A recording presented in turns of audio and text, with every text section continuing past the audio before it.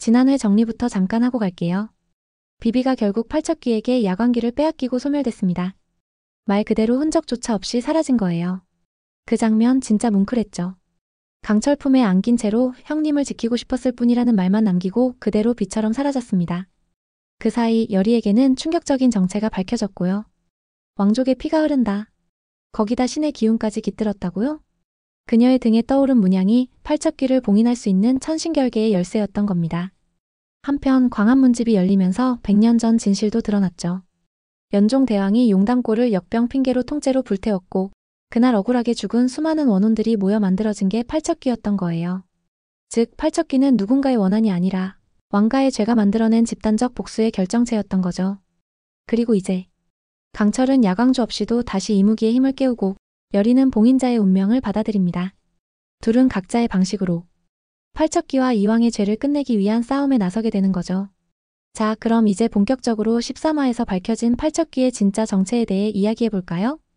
지금까지 우리는 팔척귀를 그냥 하나의 원귀, 어떤 사연이 있는 한 사람의 복수심이 뭉쳐진 존재로 생각했죠. 하지만 이번 화에서 드러난 진실은 전혀 달랐습니다. 팔척귀는 한 사람의 원한이 아니었습니다. 무려 100명, 아니 그 이상일 수도 있는 죽은 자들의 집단적 분노로 만들어진 괴물이었죠. 그 말인즉 팔척귀는 집단 학살의 부산물이라는 겁니다. 그 시작은 100년 전 연종대왕의 명령으로부터 시작됩니다. 한무관이 신의 계시를 받아 돌아옵니다. 그 계시엔 이런 말이 적혀 있었대요. 왕과 신을 심판할 자가 곧 태어난다. 들었을 때는 뭔가 그냥 무당의 헛소리 같기도 한데 문제는 그 계시가 구체적이었다는 겁니다. 심판자가 나올 장소까지 콕 집어서 말했죠. 용담골. 자, 여기서 왕은 고민합니다. 심판자가 태어날 가능성이 있는 그 마을, 싹을 자르자니 너무 무섭고 그냥 두자니 불안하죠. 결국 연종은 최악의 선택을 합니다. 없애버려라. 그렇게 용담골은 역병 핑계로 마을이 통째로 불태워지고 사람들은 말도 안 되는 방식으로 목숨을 잃게 됩니다.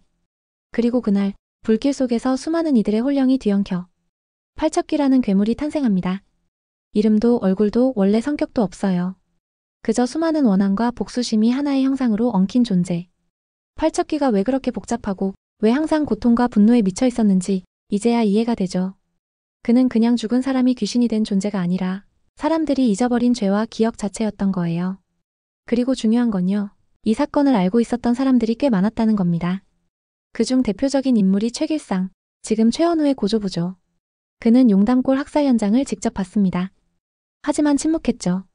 그 대가로 뭐를 받았느냐? 공신의 칭호, 벼슬, 명문가의 지위였죠. 그 죄책감이 그를 결국 광안문집을 쓰게 만들었습니다. 적어도 언젠간 누군가 이 진실을 알게 될 수 있게. 그 손자가 최원우인데 이 양반은 또 그 진실을 가문을 지키기 위해 끝까지 숨기려 했죠. 그리고 김봉인도 마찬가지. 알고 있었지만 숨겼고 결국 팔척귀의 복수를 더 키워버리는데 일조한 셈입니다. 이쯤 되면 그냥 팔척귀 혼자 미친 게 아니라 왕조 전체가 죄인이라는 거죠. 그러니까 팔척귀가 말하는 왕의 피를 바쳐라는 건 단순한 보복이 아니라 왕가가 한 번도 갚지 않았던 죄를 이제야 돌려주겠다는 선언이에요. 사실 무섭고도 묘하게 납득이 가는 말이죠. 지금의 이정, 팔척귀가 보기엔 그냥 또 하나의 연종 후계자일 뿐이고 열이든 강철이든 모두 그 연세의 끝에서 생겨난 존재들인 겁니다. 13화에서 이 진실이 밝혀진 순간 귀궁이라는 세계관이 완전히 뒤집혔습니다. 그냥 테마물이 아니라 왕조와 신, 인간과 권력의 죄까지 다 끌어안은 복수극으로 말이죠. 그리고 이 복수의 끝에는 또 다른 피해 제물이 필요하다는 게 문제입니다. 13화 후반부터 14화까지 여리에게 벌어진 일은 단순한 정체성 혼란 수준이 아닙니다. 완전 운명의 뒤통수를 세게 맞은 수준이죠.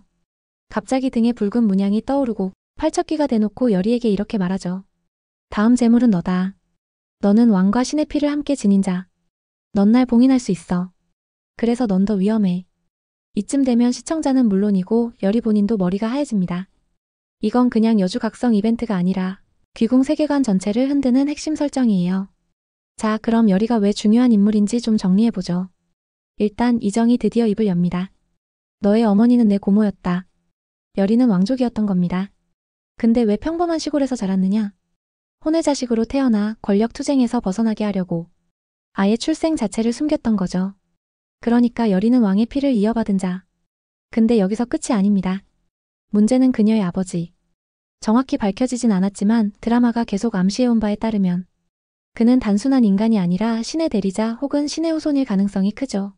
그녀가 태어나던 날 도성에 이상 기운이 돌았고 붉은 눈이 하늘에 떴다는 이야기까지 나옵니다. 무당들은 그날을 이렇게 불렀답니다. 신과 왕 사이에 태어난 아이의 날. 결국 이 모든 떡밥을 합치면 여리는 단순한 주인공이 아니라 신과 왕의 피를 모두 지닌 혼혈 존재. 말하자면 귀궁 세계관의 키라고 볼 수 있어요. 그녀의 등 위에 떠오른 봉인의 문양. 그건 바로 천신결계라는 고대 주술의 일부였고 이 무늬는 광화문집 마지막 장에 등장했던 팔척귀 봉인을 위한 완전한 마법진의 조각과 정확히 일치합니다. 그렇다면 이게 의미하는 건 여리의 존재 자체가 팔척귀를 봉인하기 위해 태어난 운명이라는 거죠. 그리고 이 운명엔 엄청난 대가가 따라옵니다. 팔척귀를 봉인하려면 그를 만든 원한과 기운을 빨아들이는 혼분리 의식을 써야 하고 이 과정에서 봉인자 역시 혼이 갈라지거나 소멸할 수 있다는 경고가 붙어 있어요. 그리고 문제는 이 혼분리의 대상이 팔척귀 하나로 끝나지 않는다는 점. 왜냐면 지금 강철의 몸속에도 야광기 조각이 흡수되면서 팔척귀의 일부 기운이 남아있다는 거죠. 즉 봉인 마법진이 작동하면 강철까지 같이 묶일 가능성이 있다는 이야기. 여리는 갈등합니다. 나라를 구하느냐, 사랑하는 사람을 구하느냐. 그 갈등이 너무 현실적이에요. 왕가의 피를 물려받은 운명으로선 나라를 택해야 하지만 그녀는 이제껏 강철 하나 보고 여기까지 왔거든요. 슬플 때도 아플 때도 늘 옆에 있던 건 강철이었어요. 그리고 한 가지 더. 여리는 자신이 팔척귀와 직접 마주친 순간 그의 분노 너머에 있는 고통과 외로움을 느낍니다. 수백 명의 원혼들이 만들어낸 존재. 그 기억들이 여리의 피에 반응하고 있는 거죠. 그녀는 이렇게 말하죠. 이 모든 걸 끝낼 수 있다면 내가 봉인이 될게요. 혼을 갈라야 한다면 그렇게 할게요. 하지만 그 사람만은 살아 있어야 해요. 그 한마디에 이 시청자 마음이 쿵 내려앉습니다. 정리하면 지금 여리는 팔척귀의 카운터이자 봉인의 열쇠이고 동시에 강철의 희생을 막을 수 있는 유일한 존재입니다. 그야말로 귀궁의 중심축. 왕의 피가 준 책임, 신의 피가 준 힘, 그리고 한 사람을 향한 마음. 그 세 가지가 동시에 그녀를 조여오고 있는 상황. 여리가 어떤 선택을 하느냐에 따라 이 나라의 운명이 완전히 갈리게 되는 겁니다. 이제 이야기는 최후의 대결을 향해 속도를 올립니다. 14화 후반부 드디어 팔척귀와 강철 두 존재가 정면으로 다시 맞붙게 되죠. 하지만 이번 싸움은 단순한 힘겨루기가 아닙니다. 과거의 후회와 죄, 남겨진 이들의 기억과 희생이 얽힌 복잡한 전장이에요. 먼저 강철. 비비가 죽은 이후 그는 완전히 무너졌었죠. 자신이 지키지 못한 동생, 그리고 자신이 인간의 방식으로 살려고 애쓰다가 결국 아무것도 구하지 못했다는 죄책감.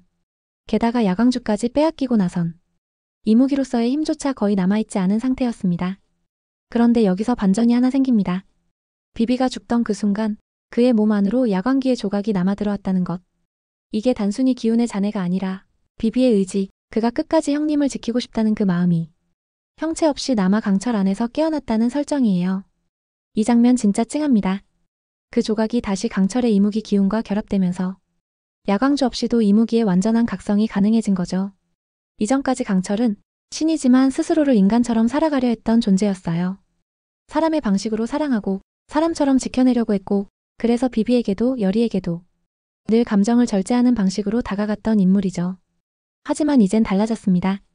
비비의 죽음, 여리의 선택, 그리고 팔척귀의 등장. 이 모든 걸 통해 그는 드디어 자신이 누구인지 받아들입니다. 나는 이무기다. 신이자 재앙. 그렇기에 이 세계의 죄를 나도 안고 가겠다. 이 선언과 함께 강철의 등 뒤로 드디어 청룡의 형상이 떠오릅니다. 야광주 없이 발현된 진짜 이무기의 기운. 진심으로 각성한 순간이죠. 그 반면 팔척귀는 이미 신의 반열에 도달했습니다. 수많은 원혼들을 흡수하고 김봉인, 윤갑, 그리고 또 다른 수십의 홀령을 집어삼킨 끝에 그는 이제 단순한 원기가 아니라 천지장군의 사자라 불릴 정도로 신격화된 존재가 되어버립니다. 두 존재가 맞붙는 순간 하늘이 갈라지고 도성의 모든 불빛이 꺼지며 백성들이 쓰러지기 시작하죠. 여기는 단순한 싸움이 아니라 신과 신의 충돌입니다. 그리고 이 싸움의 승패보다 더 무서운 건 이 충돌의 여파로 도성이 무너질 수도 있다는 점. 이정은 부상을 입고 쓰러져 있고 조정 대신들은 혼비백산. 대비는 정신줄을 놓았고 남은 건 여리 하나뿐이에요. 여리는 그 혼란 속에서도 마법진을 완성해갑니다. 광화문집에 적힌 혼분리식, 팔척귀의 기운을 봉인할 수 있는 유일한 결계. 근데 여기서 딜레마가 생깁니다. 이 결계에 작동하려면 팔척귀뿐 아니라 그 기운을 공유하고 있는 존재까지 함께 묶여야 한다는 조건이 있는 거예요. 즉, 지금 상태로 강철이 마법진 안에 들어가면 그도 함께 봉인된다. 여리는 그걸 알고 있습니다. 하지만 말하지 않아요. 강철은 그걸 느끼면서도 말리지 않습니다. 이 둘의 관계는 정말 독특해요. 단순한 로맨스가 아니라 자기 자신을 희생해서라도 서로를 지켜주려는 어떤 비언어적인 신뢰 같은 게 있어요. 그 신뢰를 바탕으로 강철은 마법진 안으로 걸어 들어가고 여리도 따라 들어섭니다. 팔척귀는 웃습니다. 그래. 그렇게 모두 날 위해 사라져라. 하지만 여리는 마지막 카드 한 장을 숨기고 있었죠. 바로 자신의 혼의 이름. 신과 왕의 혼혈로 태어난 여리는 봉인자이면서 동시에 결계 자체가 될 수 있는 존재. 혼이 부서지더라도 내가 봉인이 될 수 있다면 그녀는 그렇게 속삭이면서 마법진을 완성시키고 그 안에 팔척귀를 가둡니다.